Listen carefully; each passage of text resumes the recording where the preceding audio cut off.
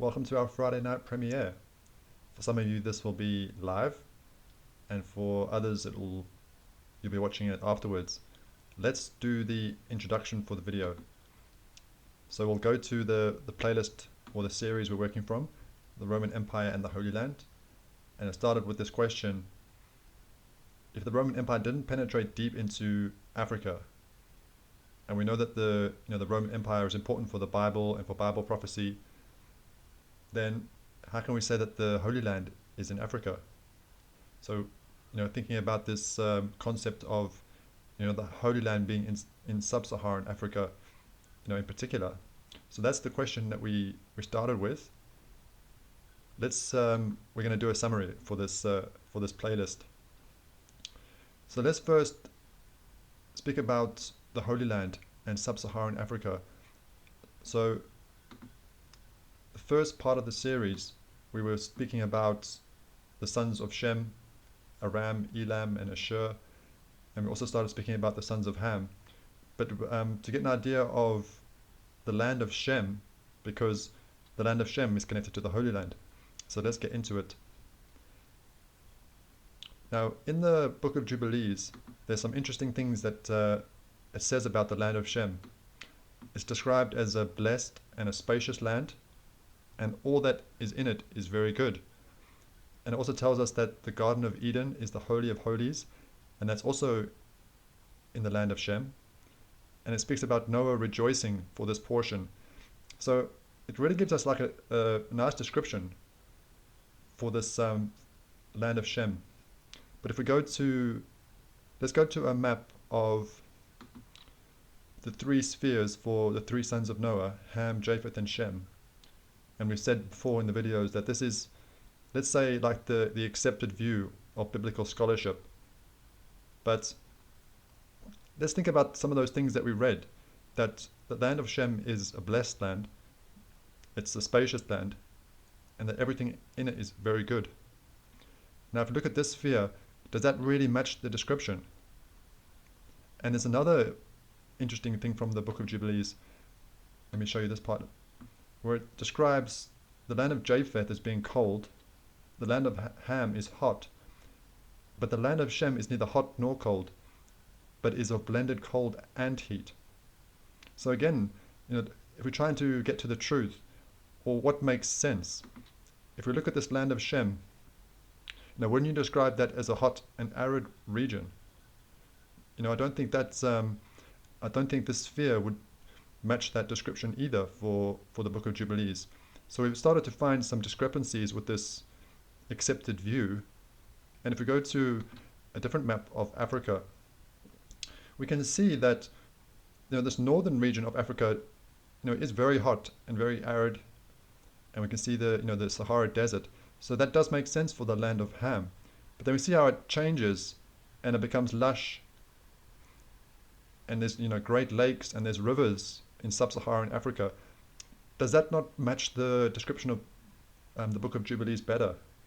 That the land of Shem is of blended heat, and that everything in it is good, a blessed land and a spacious land. And if we think about some of these, well, it's not that new, but the idea of the continent of Africa being larger than what we've been told. So that, remember, it said about being a spacious land. And I just wonder about this image, how, if you think about these actual tribes of Shem in here, it's actually quite cramped. It's not really spacious the way they've got it laid out here. But Ham seems to get the whole of Africa. So just when you start thinking about it, does it actually really make sense that, especially if we use the Book of Jubilees, the way it describes Noah rejoicing for what came before Shem, but traditionally Ham's connected with Africa. So does that really make sense that Ham would get like the greatest continent? Because obviously that's up to debate, but we do know that Africa is blessed with resources. So does it actually make sense that Ham would get, arguably, let's say, the best continent? So that's what I would like to bring forward from our first part of the playlist, because when we're thinking about the Holy Land, and now our picture is starting to be a little bit different, because putting forward the theory, should we actually change these spheres around and switch Shem with Ham, so that Shem is more based on the continent, but in particular sub-Saharan Africa. But we are not questioning the, let's say the traditional view of Ham being connected with Africa, because it does make sense if we see this northern part, and the way the Book of Jubilees says that, the land of Ham is hot, and we know about Egypt, so that does make sense. But what about this? What about the rest of Africa? Because it really is a large continent. So we kind of established now this idea that, remember we were thinking about the question, how does the Roman Empire fit with the Promised Land being in Africa? So we've just started to put forward some information and some sources, and some we also created some maps to actually show that these descendants of Shem could have been in Africa and sub-Saharan Africa, but then we still have to try link it to the Roman Empire, and then find information to try to suggest or to say, have what we've been told about the Roman Empire, is that accurate and true? Okay, so let's keep going. So that's obviously one of the main themes from the playlist. Another theme is going to be, what about Cush and Nimrod? Two very important characters from the Bible. And we looked at this Ethiopian tradition of Cush and his family coming to Ethiopia after the flood, and that they built Aksum. Let me show you on a map. So in this region of Abyssinia or Ethiopia, sometimes I struggle to find it, but I think, yeah, there it is there. So Aksum. So this tradition is saying that Cush and his family, coming into this region after the flood and building Aksum. But the important thing is that we know that Nimrod is a son of Cush. So if it's Cush coming into this region with his family, that would bring Nimrod into this region. And we know Nimrod is a great city builder according to the ancient sources. And then we were speaking about, we've got Sennaar here. And this word is very similar to the word for Shinar, the biblical land of Shinar. And then we see that those bits of information could actually support each other. That we're looking in this region for the land of Shinar, for the land of Nimrod. And then we have that tradition of Cush and his family coming into Abyssinia after the flood and building Aksum. So then we have a tradition that Nimrod would be in this region, so that could connect those two bits of information together. So that's very important to, for this picture. Also thinking about Ham and Cush and Nimrod. And we'll see how, Shinar is very important also for Shem. Okay, so another theme for this is going to be Greek mythology, but is it centered in Africa? This is going to be a theme that's going to come up throughout the video. We're going to speak about it quite a bit, because the Greeks are important. We know that in the ancient world, the Greek culture, the Greek religion, the Greek way of life, it was very much, a lot of people were assimilated by the Greeks. And we know that the Roman Empire, it was basically it was a continuation of the Greek Empire. So it wasn't, entirely different. So if we don't understand the Greeks and the Greek culture and the Greek religion, are we really going to have a good picture for the ancient world, or a true picture for the ancient world? So we just introduce some stories of the Greek mythology, but that is happening in Africa. And we use this one from the works of Josephus, and it speaks about, Hercules fighting in Africa. So he's actually got an army, and he's fighting against Libya and Antaeus. So these are characters in the mythology, but we can see that this is Hercules fighting in Africa. But now we're thinking about Hercules being, a character in the Greek mythology. But now we see these stories are happening, on the continent. So we're just going to introduce that theme for this video, but we're going to explore it more. So that's the first section of this video, and now we're going to have an intermission, and then we'll carry on.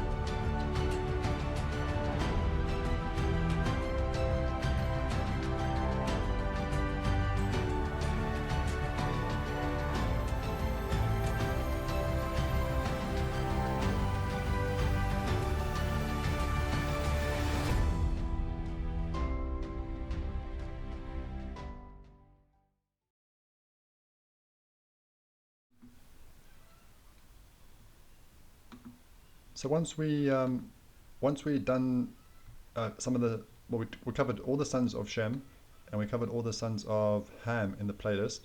We then moved towards Japheth, the sons of Japheth, because we wanted to start working our way to Rome.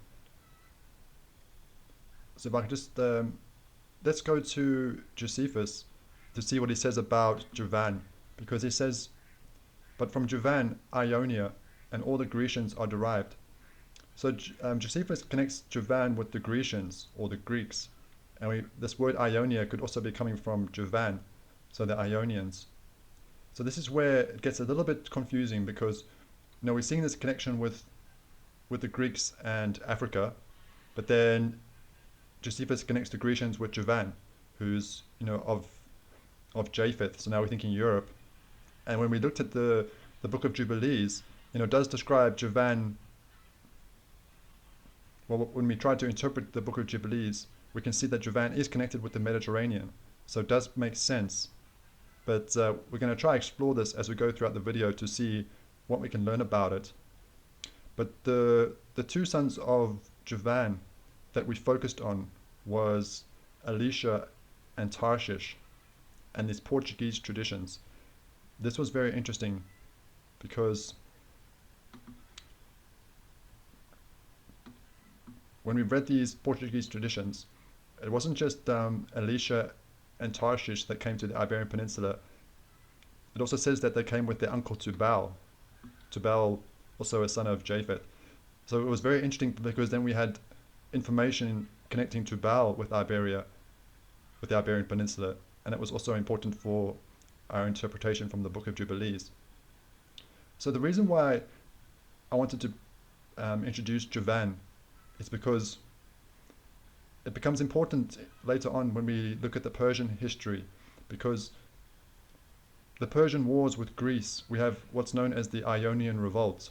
So the Ionians are revolting, and we see now in this work of Josephus that Javan's connected with the Ionians. But if we just think about the country of Greece that we know today, what about, well, what I want to say is the reason why we looked at these Portuguese traditions is because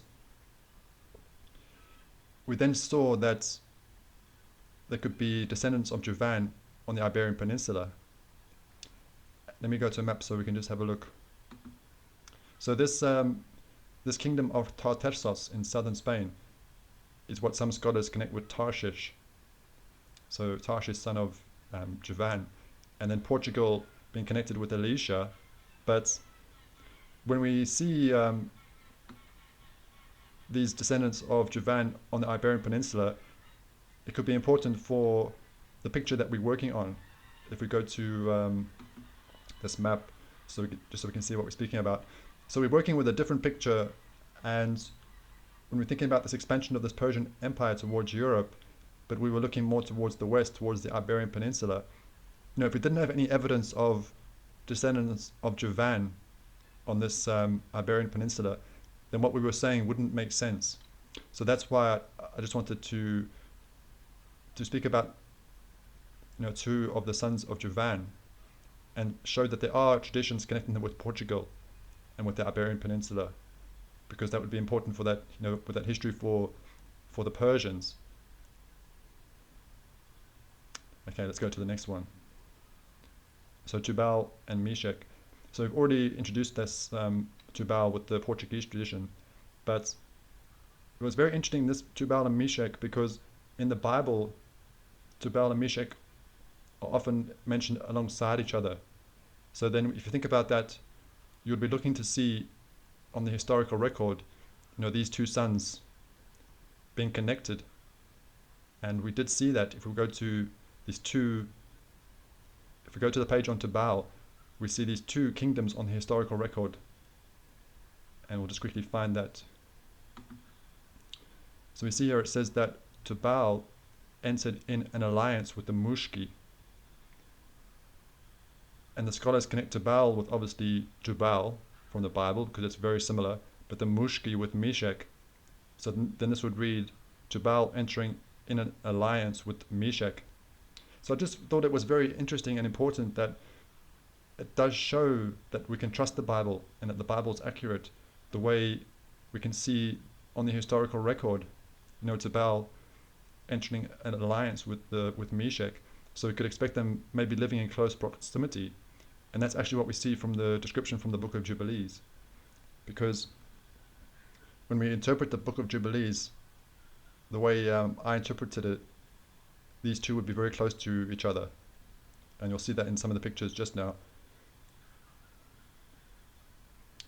But I don't know if you can see on this map, it's a bit small, but you can see here you've got Tubal, and they've got that in the modern day country of Turkey. So this is something that we're going to be introducing as one of the themes is, is this history that we told, was happening in the East, was it really happening towards the West? Because we've just seen those traditions that Tubal may have come to the Iberian Peninsula. So where were these kingdoms, really located? So the kingdom of Tubal and the kingdom of Mushki or Mishek.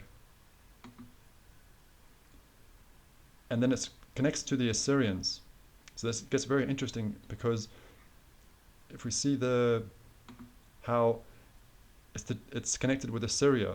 So the history of these two kingdoms, Tubal and Mushki, brings the Assyrians are involved, and this is why it's going to be important to know where are these two kingdoms, because if they're not in the east, so let's say here, but they're really in the west, then that would bring the Assyrian Empire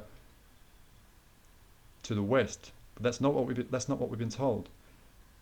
But then, because we're saying something so different, that you do need to try to find information to support it. Because the picture that we presenting is so different. You have to try. Obviously, you need to be sure of your ground before you.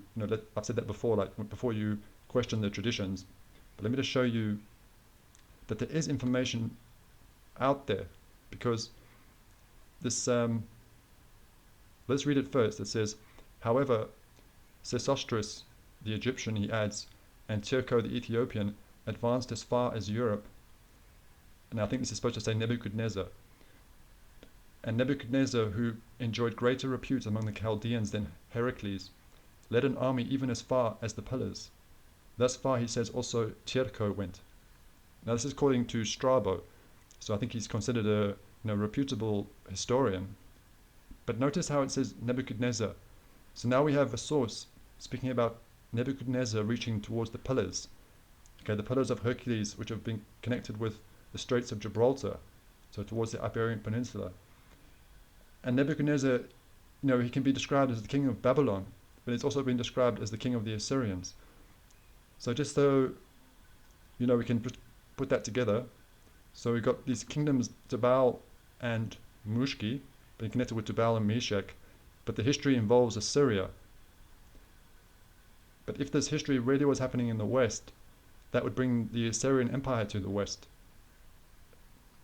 And then we see on the record that we do have Nebuchadnezzar, so king of Babylon, or even you could say the king of Assyria, campaigning as far as the Pillars.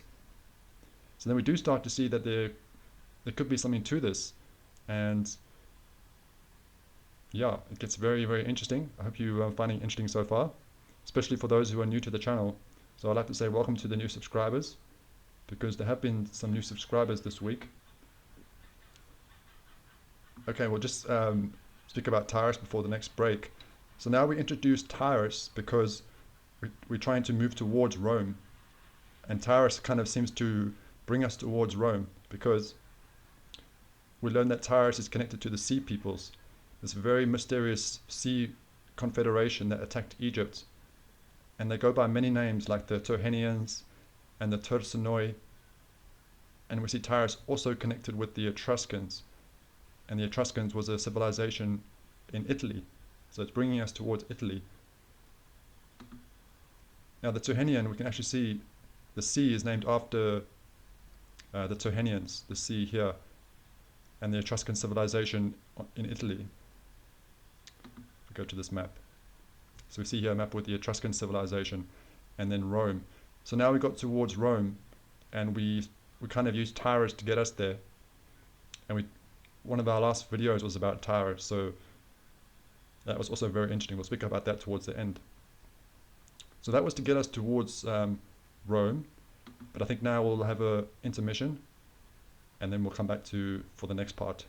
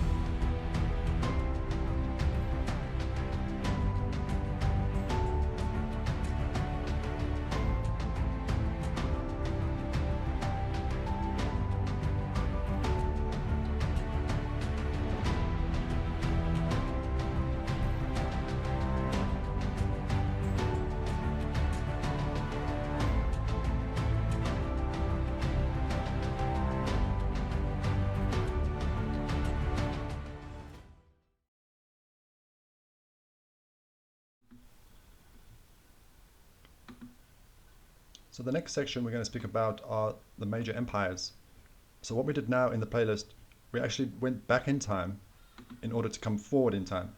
So we did a founding video for Rome, just a very short video speaking about the Trojan origins of Rome. But then we went back in time to speak about the ancient empires. So we spoke about the Hittites, and we spoke about the Assyrians and the Babylonians, the Medes, the Lydians, and we also spoke about the Persians, so that we could actually start moving forward again towards the Roman Empire. But I'd just like to speak about the importance of Spain and the Hittites, because it's another one of these examples of, what we've been told happening in the East, was it really happening in the West? One of these themes we want to try, build on. Now, one of the other playlists we have is what do we know about Esau and Edom? And we did a video for this playlist, were the biblical Hittites in Africa? We were reading from this scholar who was speaking about the ruins in Zimbabwe and this ancient mining operation. And for him, he thought it would be, he thought it was the Hittites that were behind that. So we had the Hittites in Africa, but that seems very different to what we've been told. It seems quite strange for him to make these claims based on what we've been told about the Hittites. Let me show you what I mean. So, we've been told that the Hittite realm is in the country we know as Turkey. So how would they also then be, involved in Zimbabwe? It's a very interesting, claim that he made, and I'm not knocking the claim. I'm just saying it's like a very different to what we've been presented with. And it was very interesting when we looked at this map for the Hittite realm. It says here that they were supposed to be the inventors of iron and steel. So I'm not sure about inventors, maybe the first to be, experimenting and working. But the interesting thing is it then goes on to say that they're not finding the artifacts in the region. So you've got this civilization that's supposed to be, well, they're famous for their skill with metal. Then you would expect to find lots of artifacts in this region if this is their realm. But they're not finding the iron artifacts. So then they doubt the written evidence. Because they can't find the artifacts, then they doubt the sources. So this is to me, isn't that like a red flag? You should be finding the artifacts. So we did a video, about the importance of Spain in the ancient world. And was that actually the realm of the Hittites? And were the Hittites more to the west?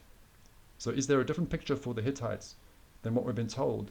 And then maybe that could also link into this work that was done by the scholar, that they actually were in Africa, even deep in Africa. So a very different picture for the Hittites. And then maybe we might find iron artifacts if we consider that the Hittites were in different regions that we haven't been, let's say, taught in schools or in universities. And the important thing that came out of this was the route into Syria. Because let's just go back to, let's go to this map. Now, if we were saying that, were the Hittites dominant over this Iberian peninsula, how important would the Straits of Gibraltar be, to them and to other ancient empires? It's a very strategic location. It's continued to be very strategic, even coming into the modern times, between Britain and Spain. And, what we're obviously saying is going to be different, but what we're thinking is this actually the route into ancient Syria? And it would be very important for the Hittites to control this. So that was very important. A few videos that we did there with the Hittites and the rivalry with Egypt. And we're going to see this could be important as we start thinking about the Roman Empire as well. Did Cyrus the Great Empire's reach to Spain? So we were moving towards we're going through these different empires, and now at this point we were speaking about the Persian Empire. So I just want to find my source for this. So it's from the Chronicles of Jeremiah. It's speaking about, I don't know if you can read it here, the Chronicles of Jeremiah. It's saying about all the land that Cyrus reigned over or conquered, but it says that he went as far west as Sepharad. Now this word Sepharad is interesting because it seems to be the same word for the satrapy of Lydia, but it could also be the Hebrew word for Spain. So could it be saying that Cyrus, ruled as far west as Spain? So that would be very different from what we've been told. If we go to, so this is the map we've been told for Persia. So you can see how, it's not reaching to Spain.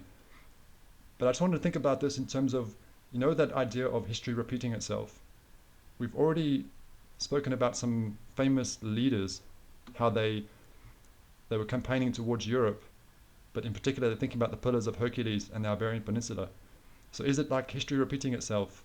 Maybe like these great leaders wanting to, emulate maybe their heroes.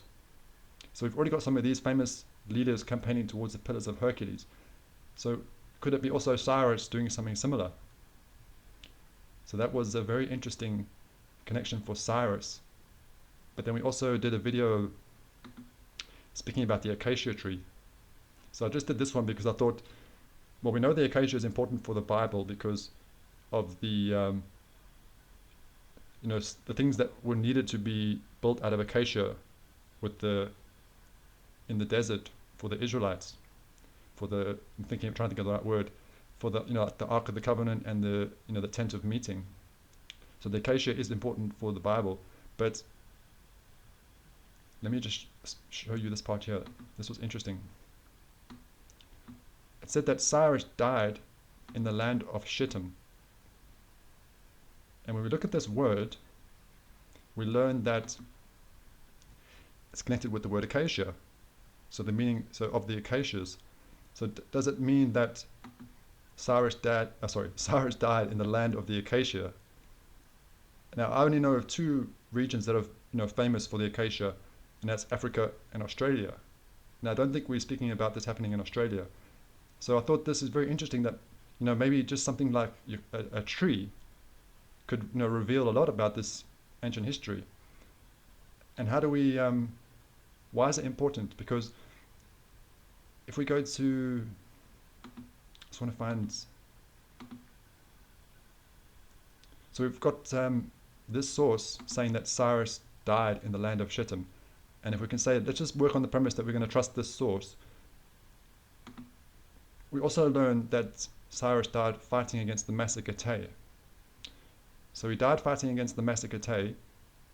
But if we look to see where they tell us these people were, so the Massacretay, I don't know if you can see it here, the Massacretay. So this is going towards Russia, going towards Siberia. But can we see how those bits of information don't actually correlate if they're all accurate? So let's go to it one more time. So it's saying that Cyrus died in battle. So he's dying in battle, so that's important. But it's happening in the land of Shittim. So let's say the land of the acacia. And then we learn that from other sources that he died fighting against the Massacretay. But when we look to see where they tell us that was, or where those people were, they're telling us that it's towards Russia and Siberia. Now, that's surely not a region that's going to be connected with the acacia tree.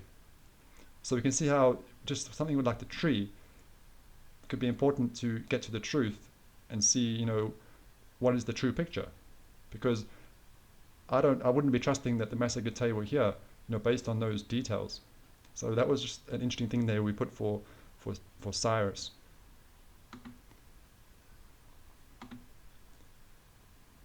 So I think we're going to have our last intermission, and then we'll go into the final section for this video.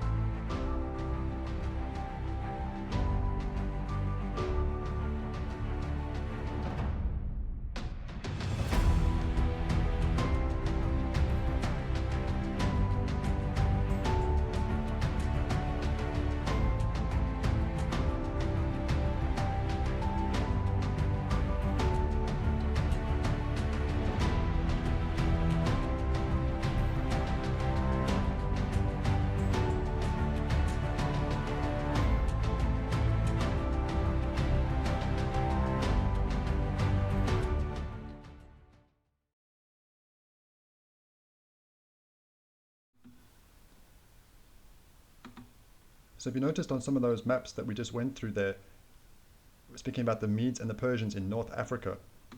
This was a source called Sallust, speaking about the war with Jugurtha. This was quite interesting because it was another example of Hercules, being in Africa or being connected with the Iberian Peninsula. So that's why we were looking at this one. So it's just another one of those examples that, remember how we're speaking about trying to understand this Greek, the Greek culture or the Greek world. Who were the Greeks? And Hercules being a very famous Greek character, but now we see him again being connected with Africa and Spain. So I think this is quite important to speak for this section, because what is the true picture for ancient Greece? And we've already spoken about how important it is, because if we don't understand the Greeks, how can we really try to understand the ancient world? Because we've already spoken about how influential they were. So what is Greek? Is it coming from Javan or not? Because we've already seen that Josephus said that what's Greek is connected to Javan. But when we searched for the origin of this word, we saw it could be coming from a character in the mythology called Graecus, son of Zeus. And we put forward the theory, could the Greek god Zeus be the biblical Cush? So then we started to see something different, that what's Greek could actually be coming from Kush.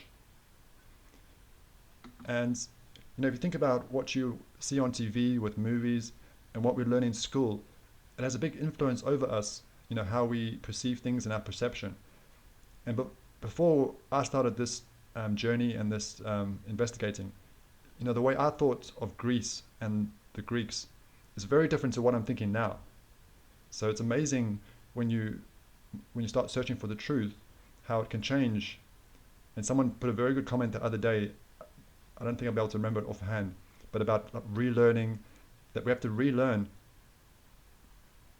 So I think this could be quite important for trying to understand the Greek world, because then we can start to see why what's considered Greek is connected to Africa.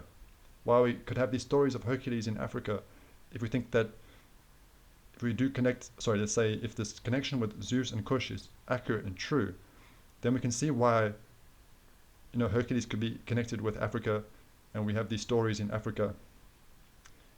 But this led to quite a bit of confusion. This is how we kind of where we're at with the series. We were starting to speak about confusion, because now we're starting to look into the mythology, and we saw these different sons of Zeus being connected to these famous tribes or these famous people. So we got Graecus, son of Zeus, connected with the Greeks, Lacedaemon, son of Zeus, connected to the Spartans, and we also saw Dardanos, son of Zeus, connected with the Trojans, and Thrax, son of Zeus, connected with Thracians. So these different peoples being called after a son of Zeus. So this is where you start thinking, what's the truth? What's happening here? Is it really, did Zeus really have so many famous sons? And remember, we're also now thinking potentially that it could be Cush. And this is what I was trying to explain, that I think this could create a lot of confusion for historians and even for us. But I think the important thing that, I think if you have been watching the playlist and following this channel for a while, maybe what you think about ancient Greece or the Greeks might have also changed, and it might be very different now. And I still wouldn't say that I'm confident on ancient Greece. I still feel that there's probably more to learn. But yeah, it's definitely changed the way I see it now. Then we introduced the book of Daniel. We introduced the dream of Nebuchadnezzar and the statue, very famous statue and